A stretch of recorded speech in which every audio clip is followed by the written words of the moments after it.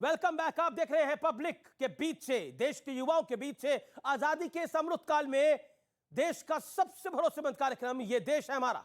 सुधांशु, एक सवाल इसलिए खड़ा होता है, आजादी का ये अमृत काल है, इस पर चर्चा होनी आज जरूरी है। तिरंगे की पर हम बात कर रहे हैं, तिरंगे पे मेरा ऐसा मानना है सियासत नहीं होनी चाहिए। अगर तिरंगे को लेकर तमाम पॉलिटिकल पार्टीज एक होंगी और एक दिखेंगी, ये आजादी के अमृत काल में उससे बेहतर चीज कुछ नहीं हो सकती, क्योंकि तिरंगे को लेकर कोई पॉलिटिक्स नहीं हो सकती, ये मेरा मानना है। लेकिन दूसरा पॉइंट, ईडी की कार्रवाई जब हो रही है तो वो एक तरफा क्यों हो रही है, इस पर सवाल खड़ा होगा। सवाल किया है और ये कहा जाता है कि गलत है इनके हिसाब से। तो मैं उदाहरण देना चाहता हूं। यंगर जनरेशन यहां बैठी है, इन लोगों को नहीं ध्यान होगा, इन लोगों के जन्म से पहले की बात होगी। ढांचा गिरने के बाद संघ पे प्रतिबंध लगाया था कांग्रेस की सरकार ने, 90 दिन में कोर्ट से खारिज हो गया था। धेले भर का कोई सबूत नहीं था। अरे बाकी छोड़ो, बजरंग दल तक पे से आपने जो प्रतिबंध लगाया था वो कोर्ट से खारिज हो गया था। अब आपको बताता हूं, हमारे ऊपर आपने जय बार आरोप लगाने का प्रयास किया था। इन्होंने हमारी जिन नेता का नाम बताया था, नाम के साथ बोल रहा हूं, साध्वी प्रज्ञा सिंह ठाकुर, इनसे पूछिए 2006 में केस दर्ज हुआ, 2014 मई तक इनकी सरकार रही, चार्जशीट नहीं फाइल हो गई। नहीं सुनिए तो सुनिए, अरे भाई मेरी बात तो सुनिए। अरे भाई बात देखिए, मैं डिस्टर्ब नहीं कर रहा। इनसे पूछिए चार्जशीट फाइल कर पाए थे? सुनिए, चार्जशीट नहीं फाइल कर पाए क्योंकि धेले भर का सबूत अच्छा है, झूठी महिला के बारे में जितने बोल भी रहे हैं। आपने हिंदू आतंकवाद के केस किए और अद्भुत भाई देखिए, इन्वेस्टिगेटिंग एजेंसी में हमको बता रहे हैं। अरे ये बताइए, इन्होंने शहीद हेमंत करकरे का नाम लिया। यूपीए की सरकार कहती है कि 26/11 का हमला किसने कराया? पाकिस्तान ने कराया, हाफिज सईद ने कराया, और इनके नेता ने कहा आरएसएस ने कराया। इससे बड़ा अपमान क्या हो सकता है अपनी सरकार का? और सब चुप। अब ये बताइए, इतना ही नहीं, उस हाफिज को हाफिज साहब कहा, व्यक्तिगत बयान है। ओसामा जी, व्यक्तिगत बयान है। इशरत बेटी, व्यक्तिगत बयान है। अफजल गुरु हालात का मारा, व्यक्तिगत बयान है। याकूब मेनन जुडिशियल किलिंग, व्यक्तिगत बयान है। और हम लड़ रहे हैं, और उससे बड़ा शहीद हेमंत करकरे क्या अपमान हो सकता है? इनके नेता दिग्विजय सिंह ने यह कह दिया कि मुझको हेमंत करकरे ने खुद यह बताया था। अब वो दुर्भाग्य से जीवित नहीं है बताने के लिए, अन्यथा उनके ऊपर प्रॉब्लम हो जाती कि एक इंटेलिजेंस एजेंसी का अधिकारी किसी ऐसे व्यक्ति को जो सरकार का हिस्सा नहीं है, उसे गोपनीय जानकारी कैसे दे रहा है? इससे बड़ा अपमान उनकी शहादत का क्या हो सकता है? उनकी इंटेग्रिटी पे क्वेश्चन मार्क लगा दिया। मैं सवाल पूछ रहा हूं, क्या आपके ऊपर या आपके नेता के ऊपर कोई ईडी की कार्रवाई है? जवाब है नहीं। एक सेकंड, आप क्योंकि ये कह देना पूरे विपक्ष पर कार्रवाई हो रही है, ये गलत होगा कहना। क्या आपको लगता है कि जहां कुछ है, जहां धुआं है, जहां आग है, वहीं तो धुआं निकलेगा?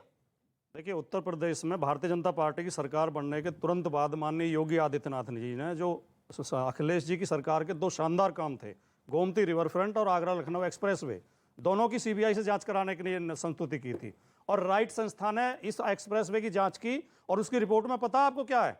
ये गुणवत्ता से बेहतर एक्सप्रेसवे बना है और लागत से कम में बना और कम समय में बना है। इसी तरह उसमें भी गोमती रिवर फ्रंट में भी कुछ नहीं निकला। नहीं, फिर आप करते क्या? जब रिपोर्ट आ गई, कोई धांधली मिली नहीं, कोई धांधली मिली नहीं, इसका मतलब जबरदस्ती नहीं, धांधली होगी तभी होगा ना। हाँ, जब आपको धांधली नहीं मिली तो आप शांत हो गए। तो लेकिन दूसरी बात यह जो आपने अभी कहा, अगर 6 दिसंबर की घटना पर, अयोध्या की घटना पर आप इतने गौरवान्वित हैं तो आपके मैंने कहा प्रतिबंध लगाया, आपके मुख्यमंत्री श्री कल्याण सिंह जी सुप्रीम कोर्ट में गीता की सौगंध खा के क्यों कह रहे थे कि इसमें मेरा कोई हाथ नहीं है? और मुरली मनोहर जोशी, उमा भारती और सारे नेता कोर्ट में कह रहे थे कि हम तो रोक रहे थे लोगों को, हमारे कहने से रुके नहीं लोग। या तो आप एक पक्ष में रहिए, हाँ बिल्कुल, या तो कहिए हमने रोकने का आप कह रहे हैं। जी, बहुत अच्छा याद दिला दिया। 6 दिसंबर 92 के बाद जानते हैं क्या हुआ था? दो नेताओं ने, इनके नेता मुलायम सिंह यादव जी ने फ्लोर ऑफ द हाउस पे 93 में कहा था, हम बाबरी मस्जिद दोबारा तामील करेंगे। बताइए आज आप उनके स्टैंड पे कायम हैं? अब तो इस आपके वर्तमान अध्यक्ष समाजवादी और इनके नरसिम्हा समाजवादी पार्टी का शुरू से स्टैंड रहा है। एक मिनट, अब आपने सवाल पूछा तो जवाब तो सुन लें। आज है एक ही वाक्य में बोल दे, एक बात कायम है। शुरू के दिन से स्टैंड रहा है कि जो सुप्रीम कोर्ट फैसला करेगा हम उसके साथ हैं। शुरू के दिन मुलायम सिंह ने बोला था, शुरू के दिन से, और हम सुप्रीम कोर्ट के फैसले के साथ हैं। एक मिनट पूरी बात कर लूं। और श्री पीवी नरसिम्हा राव ने भी कहा था कि हम बाबरी मस्जिद दोबारा तामील करेंगे। और मजे की बात जानते हैं क्या है? अरे भाई, दोनों तामील कर ही नहीं सकते क्योंकि इस्लाम के हिसाब से दोनों काफिर हैं और काफिरों को तो मस्जिद तामील करने का हक ही नहीं है। पर खामखा में बेगानी शादी में अब्दुल्ला अरे सर, वो तो इस हम देश के तामील अंदर करेंगे, हम इस तामील देश के करेंगे। अंदर और दोनों से जो पूछे, रोजा आज नहीं उन्होंने रखता कहा था है, वो कहेंगे इफ्तारी नहीं, देता आप तो था। राम मंदिर के साथ इस देश की सियासत का तो वो हाल था इस देश के अंदर, क्योंकि अमृतकाल में बात हो रही है। इस देश में ऐसा हाल था, जो रोजा नहीं रखता था वो इफ्तारी देता था और इफ्तारी करता भी था। मतलब मैं व्रत नहीं रख रहा, मैं उपवास नहीं रख रहा, लेकिन मैं उद्यापन कर रहा हूं। मैं व्रत नहीं रख रहा, लेकिन मैं उद्यापन कर रहा हूं। ये as simple as that bat की बात थी। आने वाला रोजेदार होता था ना, आने वाला रोजेदार होता था, खामखा का रोजा अफ्तार होता था। अमीश जी, आप आधा आधा सच बोल के बहुत ठीक है, एक खतरनाक सेकंड, बात एक कह सेकंड, अब देते मैं हैं। कुछ पॉइंट्स एक सेकंड, एक बाइट चलाना चाहता हूं। केंद्रीय मंत्री स्मृति ईरानी ने हमें एक साक्षात्कार दिया, जिसमें हमने ईडी को लेकर उनसे एक बड़ा सवाल किया। उनका जवाब क्या था, आइए सुनते हैं। वो तो कहते हैं कि मोदी जी डरते हैं उनसे, इसलिए ईडी भेजते हैं उनके घरों पर। यहाँ पर आप कहते हैं प्रताड़ित कर रही है ईडी, वहाँ आप ईडी से कह रहे हैं सॉरी आज बिजी हैं, कल आएंगे। कल भी बिजी हैं, परसों देखी जाएगी। और जब आप जाते हैं तो आप कहते हैं भाई लंच आवर है, मुझे घर जाके खाना खाना है। संभव है क्या? लेकिन अशोक गहलोत ने भी एक बात भी बोली, उन्होंने बोला कि घर जाके पूछताछ किसका करनी घर? चाहिए थी। कौन सा घर? सोनिया जी के घर पे। वो सोनिया जी का घर नहीं है, मैं माफी चाहती हूँ गहलोत साहब, फिर वो भी मुझसे उम्र में बड़े हैं। वो घर हिंदुस्तान के टैक्स पेयर का है। राधिका जी, आप कह रही हैं कि ईडी जो है वो द्वेषपूर्ण कार्रवाई कर रही है। स्मृति ईरानी से हमने सवाल पूछा और राहुल गांधी बार बार कहते हैं कि हम मोदी जी से डरते नहीं है। बीजेपी कह रही है हम तो डराने का प्रयास भी नहीं कर रहे। स्मृति ईरानी ने बोला, मेरे ही साक्षात्कार में उन्होंने बोला कि ईडी ने तो जब सोनिया जी ने बोला मैं नहीं आ सकती, मेरा स्वास्थ्य ठीक नहीं है, तब बोला हम नहीं आपको बुलाते। फिर बोला मुझे लंच ब्रेक चाहिए तो लंच ब्रेक भी दे दिया। क्या आपको लगता है कि आप पॉलिटिसाइज कर रहे हैं इस पूरे घटनाक्रम को, लेकिन इसका लाभ भी आपको नहीं मिल रहा? स्मृति ईरानी जी को किसने बताया कि सोनिया गांधी जी ने लंच के लिए समय मांगा, नहीं मांगा? अभी ये बात कर रहे थे कि ये बहुत ही सोचने की बात है कि कैसे दिग्विजय सिंह जी को कुछ पता चला या किसने कैसे बोला। स्मृति जी को कौन बता रहा है कि ईडी के अंदर क्या हो रहा है? क्या लंच करने घर गई थी ना? लंच करने के लिए क्या गए, पता ईडी पूरे देश ने देखा। ये तो कह रही है सोनिया जी ने समय मांगा। किसने कहा सोनिया जी ने समय मांगा? ईडी क्या खास तौर पे स्मृति जी को जाके एक एक खबर दे रही है? क्या दे रही है? क्या उनके पास वो हक है कि एक महिला बाल विकास मंत्री होने के नाते जब जब इस देश में क्राइम होता है, जब जब उत्तर प्रदेश की सांसद है वहां की बेटी के साथ रेप होता है, तो ये चुप्पी साध देती है? लेकिन अब ईडी जाके इनके कान में बता लेकिन दीजिए कांग्रेस कि सोनिया जी ने वक्त मांगा था खाना खाने के लिए, हमने दे दिया। ये कहेगा तो मजाक मीडिया हो में रहा है? आया था। बड़ी ऐसा नहीं कि पछताने उनको चीज बताया है। गया, मीडिया में मीडिया आया को था। किसने बताया? आपकी सरकार अच्छा, में आप चूक बताते है। आपका पिंजरे का तोता लेकिन अब तो जाके ये भी मीडिया आ को गया बता मीडिया के रहा है। अंदर। मीडिया को मैडम, किसने क्योंकि बताया? मीडिया की बात हुई, क्या मुझे आना पड़ेगा, बताया जा मुझे आना पड़ेगा। मीडिया में अब तो एक और बात आ गई है सूत्रों के वाले से, ईडी के सूत्रों के वाले से। वो ये सूत्र कौन है पहले ये बताइए। मैडम जो सीडब्ल्यूसी की जानकारी भी दे देते हैं वो भी सूत्री होते हैं। वो तो राहुल गांधी वो तो खुद भाजपा में राहुल चले गांधी गए। ने खुद वो बोला था सूत्र तो ये अब तो सीडब्ल्यूसी भाजपा की में बातें चले गए। बाहर कैसे चली जाती है सूत्रों के पास, वो जो सूत्र सीडब्ल्यूसी भाजपा में होता था। वो सूत्र जैसे भाजपा में चले जी, गए। जी, और मैं बिल्कुल तौर से कहती हूँ वो दो सूत्र उत्तर प्रदेश के नेता थे जो अब इनके पास चले गए, तो इसलिए उनको कोई मतलब खबर आप भी कह नहीं रही है मिल कि रही। आपकी accept कर रही सीडब्ल्यूसी है को कि इनके बीजेपी सूत्र मॉनिटर कर रही थी, मैं आपकी कह रही सीडब्ल्यूसी को बीजेपी मॉनिटर कर रही मैं थी। तो कह रही हूँ कमाल हो कि गया ये वो तो। पार्टी के इसी को खिलाफ कहते काम हैं कर रहे सूत्र थे। कपात जुलाहो में लट्ठम लट्ठा, यानी पूरी अरे बात आप थी। एक सूत्र ही था, फिर तो भी मुझे ना। समझ नहीं आता, आप ईडी तो चला ही रहे थे, आप सीबीआई भी चला रहे थे, आप देश भी चला रहे हैं, आप सबको देशभक्ति का एक सर्टिफिकेट भी दे मिनट, रहे हैं। एक रुकिए, अब आप सीडब्ल्यूसी को भी चला रहे हैं भैया। एक मिनट मैं बताता हूँ। देखिए लेकिन ना अमीश जी, ये तिरंगे को लेकर आरएसएस की एक चीजों को सेकंड, लेकर नहीं, कोई इस पर चर्चा बात नहीं होनी हुई। चाहिए। दोनों में से किसी से अब तो सवाल नहीं सूत्र पूछा कह हुआ। रहे हैं ईडी RSS में ऐसा क्यों कहती है कि बड़े हमारा तथ्य तिरंगा मिले इस देश नेशनल के लिए हेरिटेज अशुभ है। इस बात पे भी वो सवाल पूछेगा कि आरएसएस आप पूछिए ना, आप हैं। कि देश का झंडा जी, जी, अशुभ सर, है सवाल, क्या? आज हाथ भी खड़ा मोदी जी करिए, और आरएसएस मैं अगले वाले 2 ये सवाल बात लेने कह वाला रहे हूँ। कि हाथ नहीं? खड़ा करिए। जी जी जी, देखिए एजेंसी, अच्छा पहले ये बोल रहे हैं, आप बोलिए। प्रोफेसर आगे। देखिए, इस देश का विपक्ष भी ये अच्छी तरीके से जानता है कि राष्ट्रीय स्वयंसेवक संघ की राष्ट्रवादी विचारधारा को कोई प्रश्न नहीं खड़ा कर सकता। खड़ा तो मैंने करे थे खड़े उन्होंने। करे प्रश्न सिर्फ जवाब और सिर्फ दीजिए उनका। इटालियन नेशनल कांग्रेस से प्रेरित समाज और समुदाय और पार्टी कर सकती है। अब मैं उन्हीं से सवाल पूछ दूं कि ऐसी कौन सी अखाड़े की पहलवानी थी भाई जहां पर 4000 करोड़ की संपत्ति खड़ी हो जाती है? अखिलेश यादव के पास कहां से इतना से अकूत पैसा आ गया है भाई? कौन सा इतना ये आरएसएस के मुख्यालय से लेकर आए तो अखिलेश यादव नाम ले रहे हैं। कौन सा ऐसा बिजनेस चलता है जिनमें इतनी बड़ी बड़ी गाड़ियां उनके पास होती है, महल आकर के खड़े हो जाते हैं? अब अमीश जी, ऐसे वो जगहों पर कौन यदि सा ऐसा अखाड़ा है ऐसे जहां पे 16,000 गुना मुनाफा अमित शाह सुनिए, कमाते सुनिए, हैं सुनिए, और उसके सुनिए। बाद उनको बीसीसीआई की कमान दी जाती है, अरे लेकिन सुनिए, कोई सुनिए। ईडी सीबीआई पूछती नहीं। देखिए, मैंने 50 बीच में साल बोला में नहीं तो मेरा समय 122 करोड़ तो आपने अरे कैसे राधिका कमाए? जी, मैंने 16,000 आपको नहीं बोला करोड़ था, आप कमाने का हमको तरीका इस देश के युवा को बता दीजिए, उनका भी भविष्य सवाल सवाल सुनहरा सवाल हो देश जाएगा। के युवा के पास ही चलता हूँ, सवाल नहीं अच्छा, एक लेते। जी जी जी जी एक कांग्रेस देखिए, जिस चीज के लिए सुनिए, जिस चीज के लिए तो अशफाक अमित उल्ला शाह के खां बेटे को और राम BCCI प्रसाद में बिस्मिल कमान को फांसी संभालने के हुई, लिए किसको सिफारिश की गई थी, ये मैं जानना चाहती हूँ। मोतीलाल अभी भी बताइएगा, नेहरू ने गांधी अमित जी शाह को के पत्र सुपुत्र ने लिखा ऐसे कौन से चौके कि और छक्के मारे मैंने थे कांग्रेस कि की बड़ी BCCI सेवा की है, कमान आप अमित शाह मैडम वही पुत्र को चौके और छक्के जो राजीव शुक्ला और शरद पवार मार रहे हैं। जी मेरा सवाल सभी पार्टियों के लिए है। मेरा सवाल ये, तिरंगा सारी पार्टियों का है, फिर क्यों उसे राजनीतिक दल के यात्रा पे यूज किया जाता है, कि ये कहा जाता है कि वो लाभ के लिए इस्तेमाल किया जा रहा है, ऐसा क्यों? बहुत ही अच्छा बहुत सवाल अच्छा सवाल है, नहीं, इसका मैं इतना जवाब नहीं, देना इसमें सवाल आप ही में जी। हाँ बिल्कुल, क्या मैं ईडी बताता के लिए है? हूं। बिल्कुल, सुनिए मैं सुनिए, जवाब एक देता सेकंड हूं। बताइए, देखिए, एक राष्ट्र के बात बताइए, एक बात बताइए। मैं ये आपसे सवाल पूछता हूं, आपने क्या, कांग्रेस कह रही है कि तिरंगा यात्रा को आपने अपनी यात्रा बना लिया है, क्या आपको लगता है कि आप राष्ट्रवाद का सर्टिफिकेट दे रहे हैं? नहीं, अब मैं बताता हूं। याद करिए, ये सीए के प्रदर्शनकारी भी तो तिरंगा लेके चल रहे थे, चला रहे थे कि नहीं? पर काहे नहीं जनता ने माना कि वो राष्ट्रवादी है? अब मैं आपको बताता हूं, राष्ट्रवाद के प्रतीक जो होते हैं, यदि उन पर राजनीति शुरू हो जाए तो आप उन पर से अपना अधिकार खो देते हैं। छोटा सा उदाहरण देता हूं, ये बताइए, वंदे मातरम आज ब्रांडेड मान लिया गया है ना संघ परिवार भाजपा के साथ, दूसरी पार्टियों को नहीं लगता, जबकि हकीकत क्या है? वंदे मातरम सबसे पहले कहां गया था? कांग्रेस के 1895 के कलकत्ता के अधिवेशन में, और उसकी सदारत यानी अध्यक्षता रहमतुल्लाह अहमद सयानी ने की थी, किसी को कोई आपत्ति नहीं थी। और 15 अगस्त 1947 की रात, जब तक जनगण मन इस देश का राष्ट्रगान नहीं बना था, 14-15 अगस्त की रात, जिसको ट्रिस्ट विद डेस्टिनी की वो फेमस स्पीच, नेहरू जी की संविधान सभा की बैठक कैसे शुरू हुई थी? वंदे मातरम गाकर शुरू हुई थी। और आज भी संसद के सारे अधिवेशन वंदे मातरम से शुरू होते हैं, मगर इन्होंने वंदे मातरम को राजनीतिक कह के कैसा कर दिया कि आज माहौल ये बन गया जैसे वो भाजपा का है, वो देश का है मगर वो भाजपा का है। देखिए,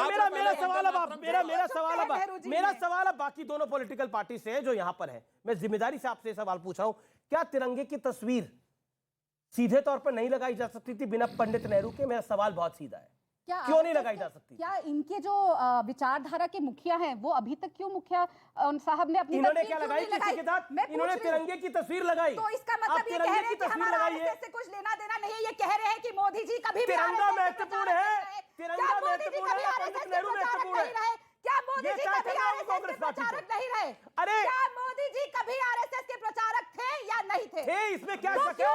क्यों मोहन भागवत जी आज झंडे की ठीक है, तस्वीर, ओके। हमारे देश के तिरंगे की एक तस्वीर सेकंड नहीं मैं आपको बता रहा हूं, लगाते? देन राजकुमार भाटी। अमीश जी, इस देश की स्वतंत्रता के लिए लाखों लोगों ने जान गंवाई, लाखों लोगों ने अपना त्याग और बलिदान किया। बिल्कुल दिया। उसमें नहीं, मैं आपको जानकारी नहीं है इतिहास का, सॉरी, इसलिए मैं चलिए, सॉरी। अपने इतिहास के बारे में बताइए। सुन लीजिए, बताइए आप क्विट लोगों इंडिया, को प्लीज तिरंगा प्लीज क्यों सुन नहीं लीजिए, प्लीज पढ़ के बताया था देखिए, आपके सुनिए, मुखपात्र का। जो बताइए, क्विट इंडिया इतिहास मूवमेंट, पे। संस्थापक कौन था? जरा कांग्रेस सुनिए, संस्थापक का नाम अरे मैं तो बताइए, इन्हीं से देशभक्ति पूछ रहा समझ में आ जाएगी। हूँ, जिस क्विट बताइए इंडिया कौन था कांग्रेस की स्थापना करने वाला अंग्रेज जिस अफसर? क्विट इंडिया मूवमेंट को लेकर के बात की गई है। और भाजपा के भी अरे बड़ा चुपता है भाई। अगर मैं आरएसएस के ऊपर सवाल पूछती हूँ और आप कहते हैं अच्छा, RSS की कांग्रेस कोई के जरूरत पहले नहीं है। 5 अध्यक्षों के नाम बताइए बताइए। ना, आप बताइए आपने झंडा क्यों नहीं लहराया? क्यों पहले RSS मैं ने सीधा, झंडा नहीं लहराया? अब सारे मैं जवाब राजकुमार दे भाटी, दूंगी। क्योंकि अगर तिरंगे आप के ये ऊपर नेहरू बताओगे, ने सब बताऊंगी। अंग्रेजों के झंडे के ये नीचे शपथ नहीं क्यों ली? बताएंगे, पहले बोलिए। मोहन भागवत अरे क्यों भाई, झंडा अंग्रेजों नहीं के लहराते? झंडे के नीचे ये शपथ- नहीं जी, जी, बताएंगे शांति। क्यों कुछ नहीं सावरकर होता। कहते हैं कि कुछ सारे सवाल एक लोगों को आएगा। ये नहीं है। ठीक ये है। नहीं बताएंगे क्यों राजकुमार RSS भाटी, एक कहता है सेकंड, कि हमारे देश मैडम का मैडम मैडम तिरंगा शुभ है। राजकुमार भाटी, क्या आपको लगता अशोक, है ये आप सवाल लोगों में की होना सोच मेरी है। एक सेकंड, ये जिम्मेदारी से सवाल मैं इसलिए पूछ रहा हूं, क्या तिरंगे को लेकर पॉलिटिक्स अवॉइड हो सकती थी?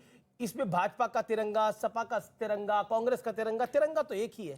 तिरंगे का सबको हृदय से सम्मान करना चाहिए और सबको स्वीकार करना चाहिए और सबको लगाना चाहिए, जो आदेश है, और जो अपने मन से लगाना चाहिए। लेकिन जो गुड़िया ने एक सवाल पूछा कि तिरंगे को लेकर राजनीतिक उद्देश्यों के लिए तिरंगे का इस्तेमाल क्यों करते हो, इनकी पार्टी तो अभी तो ये बता रहे थे सुधांशु जी, कठुआ में एक बेटी के साथ रेप हुआ, उन रेपिस्टों के समर्थन में तिरंगा लेकर सड़क पे आ गई भारतीय जनता ये तो पार्टी। नहीं कहा लड़कों से भारतीय गलती हो जनता जाती है। पार्टी के प्रदेश अध्यक्ष लड़कों से तिरंगा गलती हो लेकर जाती है। रेपिस्टों के समर्थन में जुलूस निकाल रहे थे।